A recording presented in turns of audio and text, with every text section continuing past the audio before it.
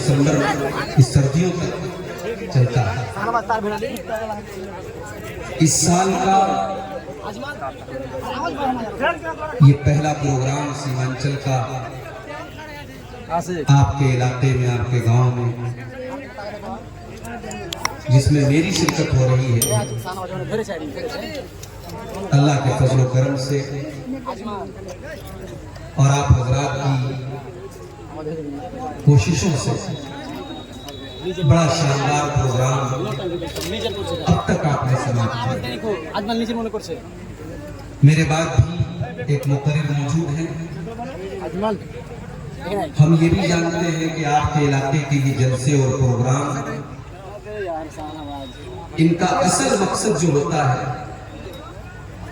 ये जो मदरसे चल रहे हैं गांव गांव, ये इदारे जो चल रहे हैं, इन इदारों और इन मदरसों के ताउन के लिए, उनके चंदे के लिए, उनको जिंदा रखने के लिए ये प्रोग्राम होते हैं। हम ये भी जानते हैं कि इन प्रोग्रामों में बहुत सारी इस्लाह की भी जरूरत है। कई मर्तबा जमीयत के जरिए ऐलान हुआ कि रात के प्रोग्राम नहीं होने चाहिए, दुकानें नहीं लगनी चाहिए, मर्दों और औरतों का इख्तिलाफ नहीं होना चाहिए, मगर भाग्य वही दीन पाक जमीयत अपना ऐलान करती रहती है और जलसे वाले अपने उस पुराने तरीके पर भी नहीं चलते। न जाने कितनी तकरीरों में खुद मैंने ये बातें बयान की कि भाई जलसों को आप सुधारिए, इस्लाह की कोशिश कीजिए। हमारे यूपी में भी चलते थे रात भर प्रोग्राम, मगर अब माहौल नहीं है, अब मिजाज नहीं है। 12 बजे तक, मैक्सिमम 1 बजे तक प्रोग्राम खत्म। ऐसे प्रोग्राम का क्या मतलब है कि आप रात भर तकरीर सुने और सुबह फजर की नमाज में चंद लोग मस्जिद में नजर आए और जो बेचारे फजर पढ़ने वाले हैं उनकी भी फजर छूट जाए? ये कोई अकलमंदी नहीं है मेरे भाई। ये दीनी प्रोग्राम है, ये दीनी जलसा है। इसका मकसद है कि हम यहाँ से कुछ इस्लाम के का जज्बा लेकर के, अगर आपका जलसे में आने का मकसद तफरीह करना है, इंटरटेनमेंट करना है, मनोरंजन करना है, तो मेरे भाइयों, मैं पहले भी कह चुका हूं और आज भी कह रहा हूं कि फिर आप कोई और तरीका निकालिए मदरसों को चलाने का, जलसे मत करें। और हमारे ये चैनल वाले भाई ये नाराज ना हो, मैंने अगर मना किया है चैनलों को रिकॉर्डिंग करने से तो उसकी भी बहुत बड़ी वजह है और बड़ी माकूल वजह है। प्रोग्रामों में आता हूं, 50 चैनल वाले रिकॉर्डिंग कर रहे हैं। अब जाहिर है कि हर चैनल वाले को न मैं जानता हूं और न मेरी मुलाकात है। तकरीर में कुछ कर रहा हूं, बात मेरी कुछ है, और आप उस तकरीर को यूट्यूब पर अपने व्यू के लिए और अपनी शोहरत के लिए आप कुछ और रंग उसमें दे, कोई भड़काऊ आपने टॉपिक दे दिया, किसी नंगी औरत की तस्वीर आपने लगा दी। मैंने ज़िना के ऊपर तकरीर की, आपने थंबनेल के ऊपर एक लड़की और लड़के की तस्वीर, आपने नंगे मर्द औरत की तस्वीर लगा दी। लोग मुझे फोन करके पूछते, मौलाना आपकी तस्वीर में ये तस्वीरें आ रही है, आपकी परमिशन से आ रही है, आपकी इजाजत से आ रही है? यहां तक लोगों ने मुझे मैसेज किया है कि आप इन चैनलों के जरिए, आपकी तो माशाल्लाह बड़ी कमाई होती होगी। मैंने कहा अल्लाह गवाह है, आज तक 1 पैसा मैंने किसी चैनल के जरिए नहीं कमाया। तो भाइयों, आपकी वजह से मेरे नाम पे धब्बा लगा, और मैं 1000 बार कह चुका हूं कि भाई ये हरकतें मत करो। बहुत सारे उलमा के चैनल चल रहे हैं और वो अच्छे ढंग से सही तरीके से चला रहे हैं, कोई उसमें गलत बात नहीं आती। बिहार और बंगाल और झारखंड के चैनल वालों को पता नहीं कब अकल आएगी, वो कुछ भी थंबनेल लगा देते हैं। आप अपने व्यू के लिए, अपने सब्सक्राइबर बढ़ाने के लिए, अपने इनकम के लिए किसी आलिम और किसी मुकर्रिर की साख मत बिगाड़िए।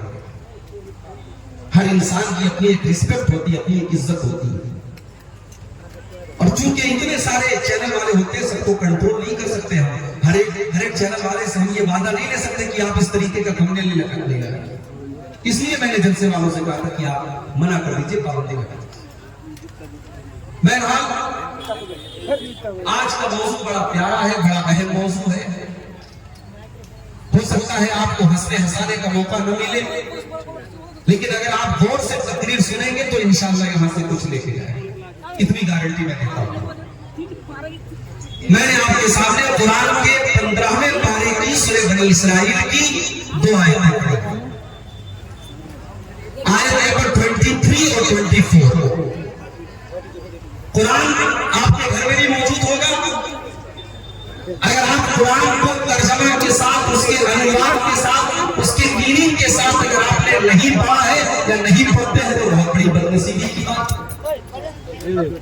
اگر آپ بنگلہ جانتے ہیں، بنگلہ کا بھی ٹرانسلیشن آتا ہے، ہندی جانتے ہیں، ہندی میں بھی آتا ہے، انگلش میں بھی آتا ہے، اردو میں بھی آتا ہے. قرآن کا 15واں پارہ کھولیے اور سورہ بنی اسرائیل کی آیت نمبر 23 سے لے کر کے 39 تک، 23 سے لے کر کے 39 تک، ٹوٹل 17 آیتیں.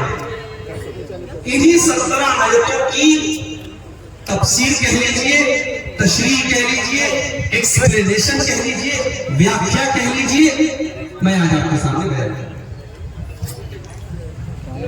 سورہ بنی اسرائیل کی ان 17 آیتوں میں اللہ تعالیٰ نے ہمیں اور آپ کو 15 نصیحتیں بتائی، 15 قیمتی باتیں بتائی ہیں، 15 ایسی باتیں بتائی ہیں کہ اگر ان کو ہم اپنا لیں تو ہماری زندگی بدل سکتی ہے، ہمارا جیون بدل سکتا ہے، ہم دنیا اور آخرت میں کامیاب ہو سکتے ہیں. اب میں آپ سے وعدہ کروانا چاہتا ہوں کہ آپ یہ 15 نصیحتیں یہاں سے سننے کے بعد آپ یہ وعدہ کیجئے کہ آپ انشاءاللہ اس کے اوپر عمل کرنے کی کوشش کریں. صرف ایک کام سے سن کر کے دوسرے کام سے اڑا نہیں دینا ہے. یہ قرآن کی نصیحت ہے، یہ اللہ کی نصیحت ہے. ہمیں اس کو سننا ہے، دل میں بسانا ہے اور اس پر عمل کرنے کی کوشش کرنا ہے. دعا کیجیے اللہ تعالیٰ ہم سب کو اس کی توفیق عطا فرمائے. تو آئیے قرآن کا 15واں پارہ کھولتے ہیں. وَقَضَىٰ رَبُّكَ أَلَّا تَعْبُدُوا إِلَّا إِيَّاهُ. یہ پہلی نصیحت ہے، 15 نصیحتوں میں یہ پہلی نصیحت ہے. وَقَضَىٰ رَبُّكَ أَلَّا تَعْبُدُوا إِلَّا إِيَّاهُ. تمہارے رب کا، تمہارے پروردگار کا یہ حکم ہے، اللہ تبارک و تعالیٰ کا یہ حکم ہے کہ عبادت اگر کی جائے گی تو صرف اور صرف اسی کی جائے گی، اس کے ساتھ کسی کو شریک نہیں کیا جائے گا. یہ پہلی نصیحت ہے اللہ کی عبادت میں کسی اور کو شریک نہیں کرنا. اب عبادت کس کو کہتے ہیں؟ صرف نماز پڑھنے کا نام عبادت نہیں ہے، صرف سجدہ کرنے کا نام عبادت نہیں ہے. ہر وہ عمل جو ہم اللہ کو راضی کرنے کے لیے کرتے ہیں وہ سب عبادت ہے، اور وہ عمل ہم کسی اور کے لیے نہیں کر سکتے. ہم اللہ کے نام کی قسم کھاتے ہیں، اللہ کے علاوہ کسی اور کے نام کی قسم کھانا حرام ہے، شرک ہے. ہم اللہ تعالیٰ سے ڈرتے ہیں سب سے زیادہ، اتنا کسی اور سے ڈرنا شرک ہے. ایک ہوتا ہے نیچرل، آپ سانپ دیکھ کر کے ڈر جاتے ہیں، بچھو دیکھ کر کے ڈر جاتے ہیں، کرنٹ سے ڈرتے ہیں آپ، وہ ایک نیچرل ڈر ہے. مگر جو ڈر اللہ کا ہے وہ ڈر کسی اور سے اگر آپ کے اندر ہے تو یہ شرک ہے. یہاں تک کہ جو محبت اللہ سے ہونی چاہیے وہ محبت اللہ اپنے ماں باپ سے کرتے ہیں، اپنے بیوی بچوں سے کرتے ہیں، اپنے دھن دولت سے کرتے ہیں، اپنے کاروبار سے کرتے ہیں، وہ محبت کرنا بھی شرک ہے. قرآن کا دوسرا پارہ اٹھائیے. وَمِنَ النَّاسِ مَن يَتَّخِذُ مِن دُونِ اللَّهِ أَندَادًا يُحِبُّونَهُمْ كَحُبِّ اللَّهِ وَالَّذِينَ آمَنُوا أَشَدُّ حُبًّا لِلَّهِ. لوگوں میں کچھ ایسے بھی لوگ ہوتے ہیں جتنی محبت اللہ سے کرنی چاہیے اتنی محبت وہ دوسروں سے کرتے ہیں، جبکہ ایمان والے سب سے زیادہ اگر کسی سے محبت کرتے ہیں تو اللہ سے کرتے ہیں. جو مقام اللہ کو دے رہا ہے تو کسی اور کو آپ نہیں دے سکتے.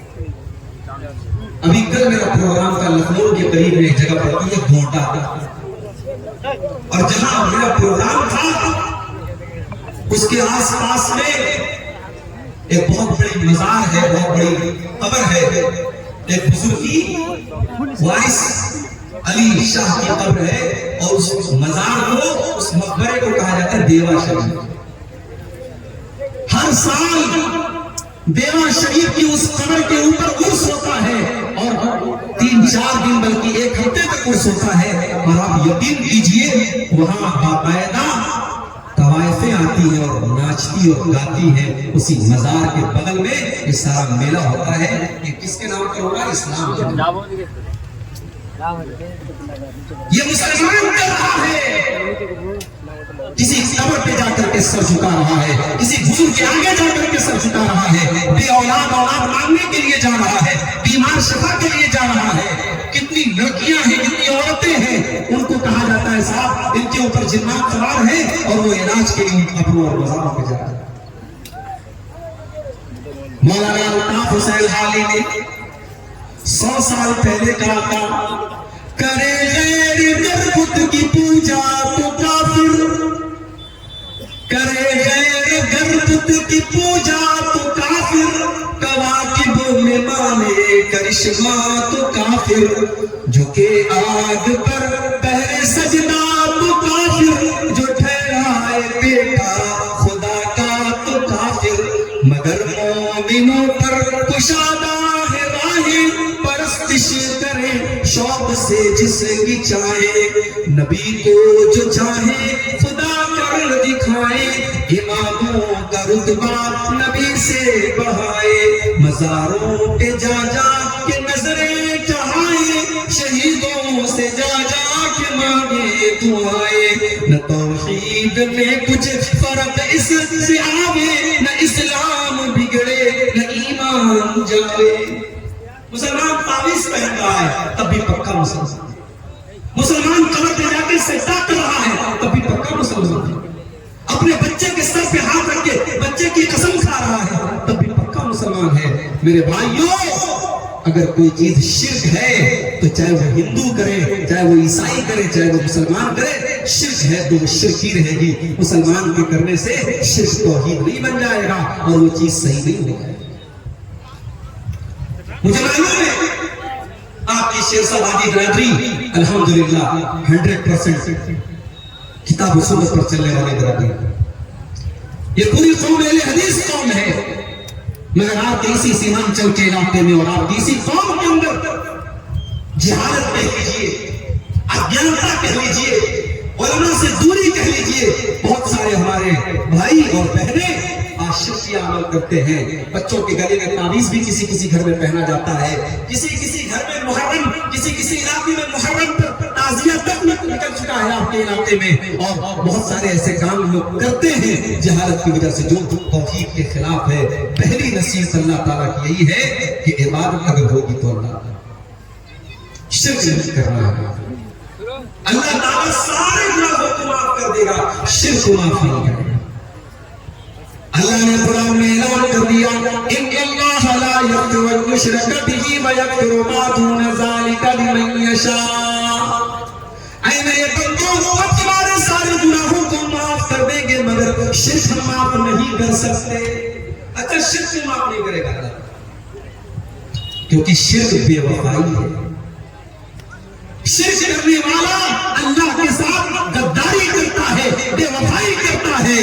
پالنے والا اللہ ہے، پیدا کرنے والا اللہ ہے، آکسیجن دینے والا اللہ ہے، سانس چلانے والا اللہ ہے، تیرے دل کی دھڑکنوں کو چلانے والا اللہ ہے، تجھے روزی روٹی دینے والا اللہ ہے، تجھے کھلانے پلانے والا اللہ ہے، اور تو کسی اور سے جا کر کے اپنی بیوی بنانے کی فریاد کر رہا ہے، کسی اور کے آگے ہاتھ پھیلا رہا ہے۔ یہ تو وہی بات ہو گئی کہ کسی کی بیوی اس کو چھوڑ کر کے کسی اور مرد کے ساتھ چلی جائے تو دنیا کہتی ہے بڑی بدچلن عورت ہے، اپنے شوہر کے ساتھ بے وفائی کرتی ہے۔ اسی لیے اللہ نے قرآن میں جب زنا کا ذکر کیا تو زانی کے ساتھ اللہ نے مشرک کا ذکر کیا۔ اللہ نے فرمایا الزانی لا ينکح الا زانیۃ، الزانی لا ينکح الا زانیۃ و مشرکۃ، زنا کرنے والا یا تو زانیہ عورت سے شادی کرتا ہے یا مشرک عورت سے شادی کرتا ہے۔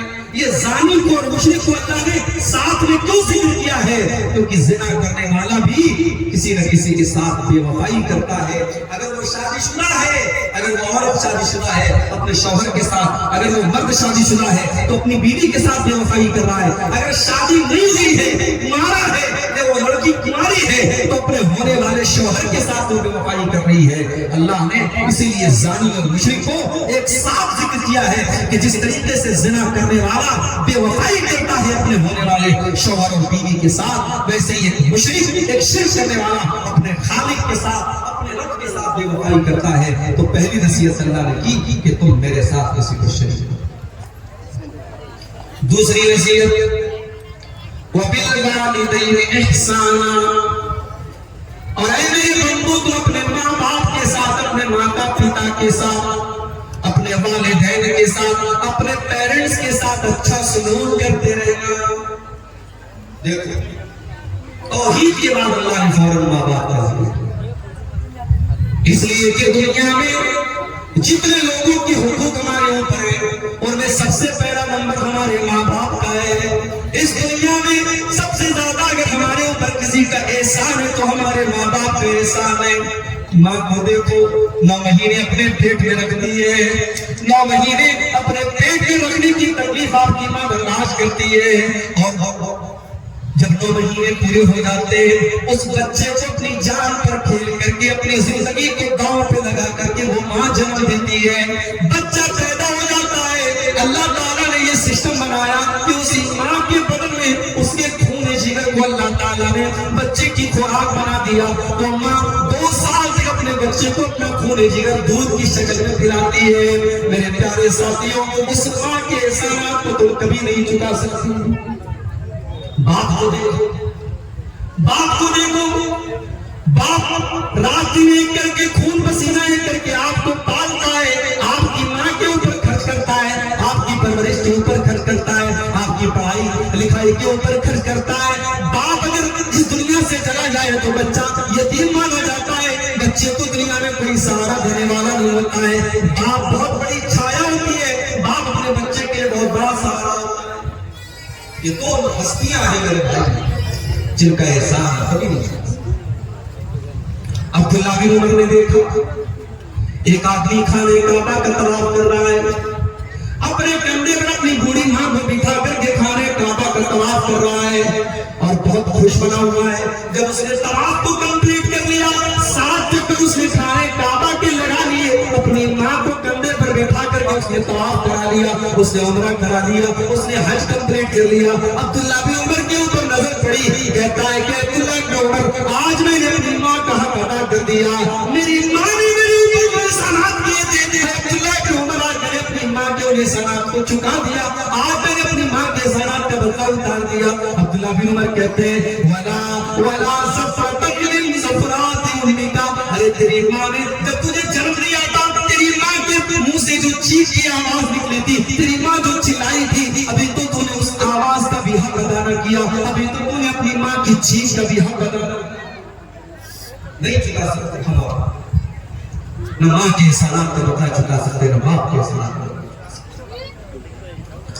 اسی لیے اللہ تعالیٰ اپنی توحید کا اعلان کرنے کے بعد دوسرا حکم کیا دے رہا ہے؟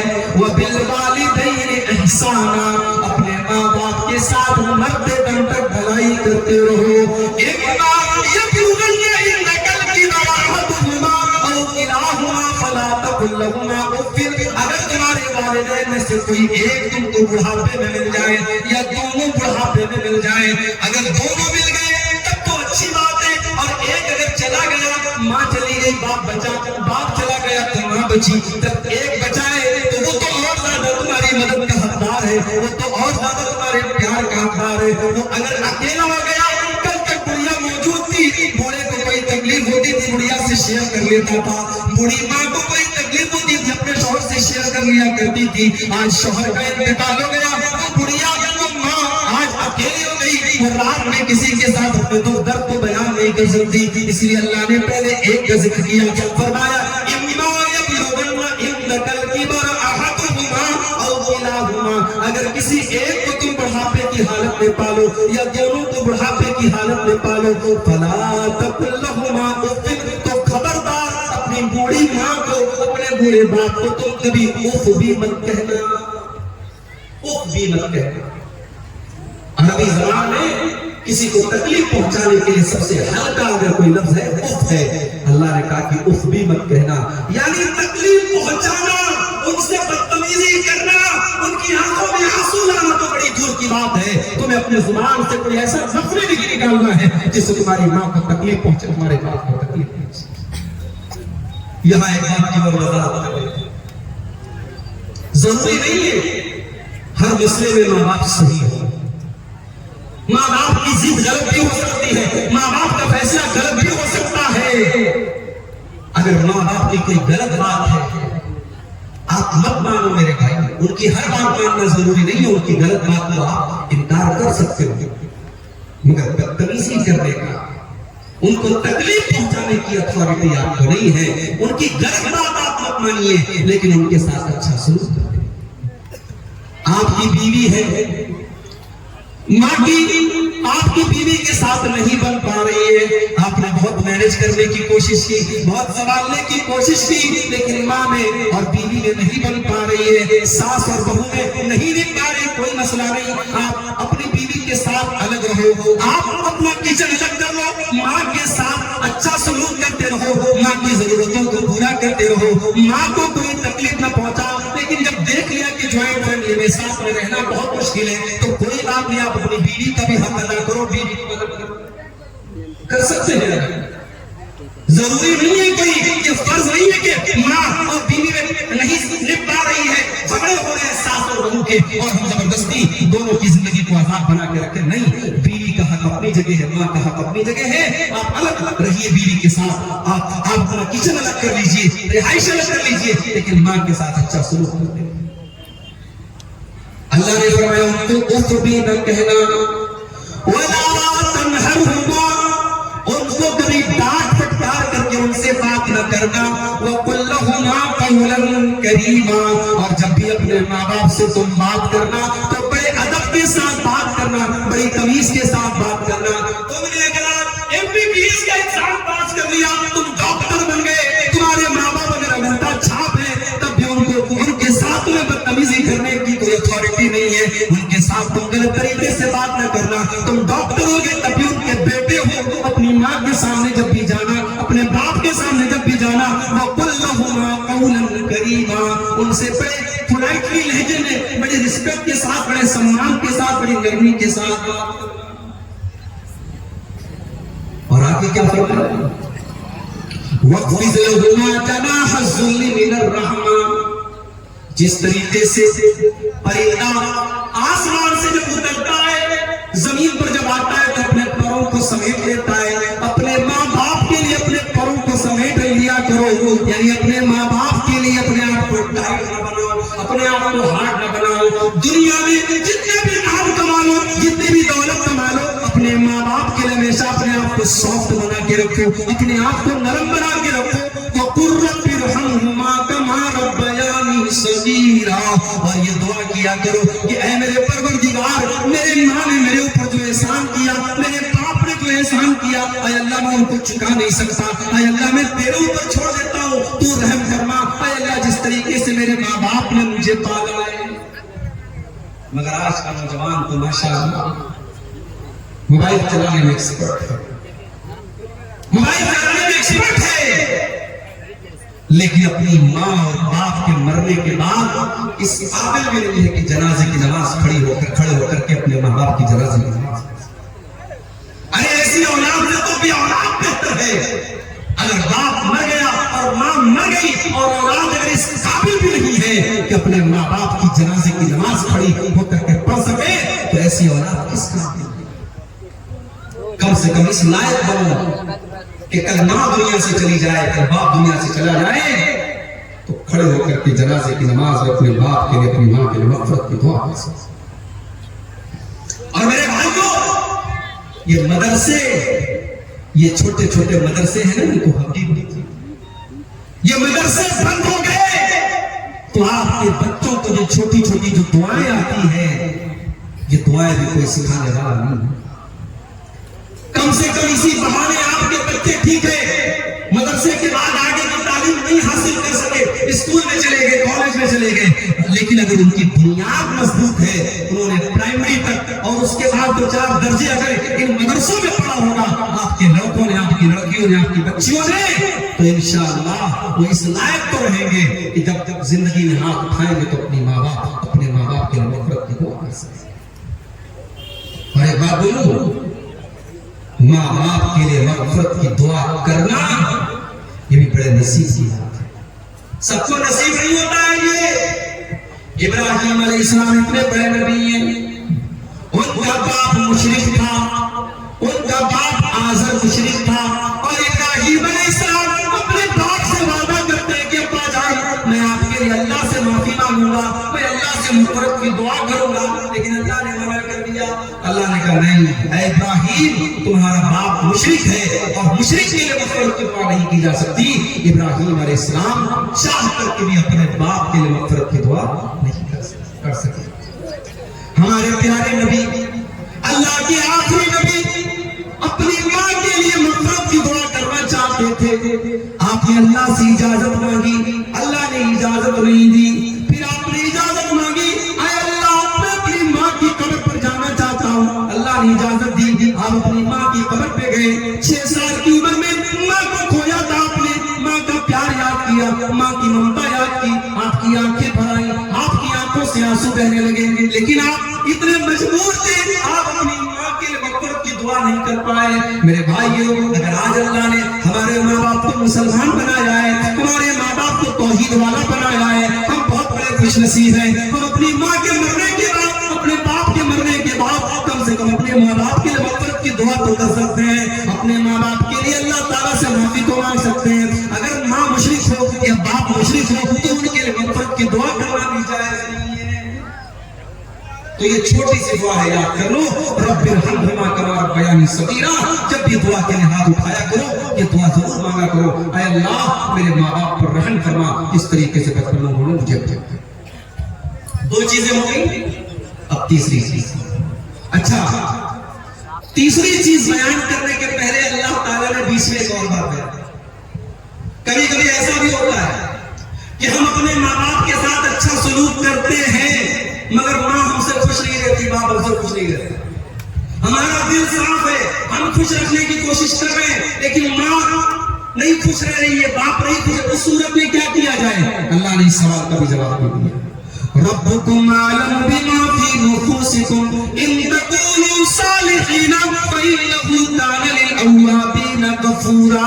اے میرے بندو، اگر تمہارا دل صاف ہے، اگر تمہاری نیت صاف ہے، اگر تم اپنے ماں باپ کو خوش کرنا چاہتے ہو، تمہارے دل میں کوئی چوٹ نہیں ہے، تمہارے دل میں کوئی کھوٹ نہیں ہے، تو کوئی بات نہیں، اللہ تعالیٰ تم کو معاف کر دے گا۔ اگر ماں تم سے خوش نہیں ہو پا رہی ہے، باپ تم سے خوش نہیں ہو پا رہا ہے، تم اپنی طرف سے بھرپور کوشش کر رہے ہو، تو کوئی بات نہیں، تم اللہ تعالیٰ سے معافی مانگو، اللہ معاف کر دے گا، اس میں تمہاری کوئی خطا نہیں ہے۔ اس کے بعد تیسرا، وَآتِ ذَا الْقُرْبَى حَقَّهُ وَالْمِسْكِينَ وَابْنَ السَّبِيلِ۔ اپنے رشتہ داروں کو ان کا حق دیا کرو، اور غریبوں کو ان کا حق دیا کرو، اور مسافروں کو ان کا حق دیا کرو۔ پہلے رشتہ دار کا ذکر، رشتہ دار کا ذکر کیا۔ بھائی صاحب، آپ بڑے دان پن کرنے والے ہیں، مدرسے میں آپ نے 1 لاکھ روپیہ چندہ دے دیا، آپ کا سگا بھائی بیماری میں مبتلا ہو گیا، کینسر جیسی بیماری میں مبتلا ہو گیا، ہاسپٹل میں لاکھوں کا خرچ ہے، بینک سے لون لے کر کے وہ بیچارہ علاج کروا رہا ہے، اور آپ کو اللہ نے کروڑوں نوازا ہے، آپ اپنے بھائی کی مدد نہیں کر پائے۔ ایسی دولت کس کی؟ آپ نے مدرسوں میں، مسجدوں میں اور غریبوں کو بہت دیا۔ اگر آپ کا اپنا رشتہ دار، آپ کا بھائی، آپ کا بھتیجا، آپ کا کوئی قریبی رشتہ دار ہے، اور وہ اگر ضرورت مند ہے تو وہ سب سے زیادہ حقدار ہے آپ کی زکات کا، آپ کی صدقہ خیرات کا، آپ کے دان کا۔ اللہ کے نبی فرماتے ہیں، الصدقۃ علی ذی الرحم سنتان، صدقۃ وصلۃ۔ اگر اپنے رشتہ دار کو زکات دو گے، اپنے رشتہ دار کو صدقہ دو گے تو ڈبل ثواب ملے گا، زکات کا بھی ثواب ملے گا، صدقہ کا بھی ثواب ملے گا، اور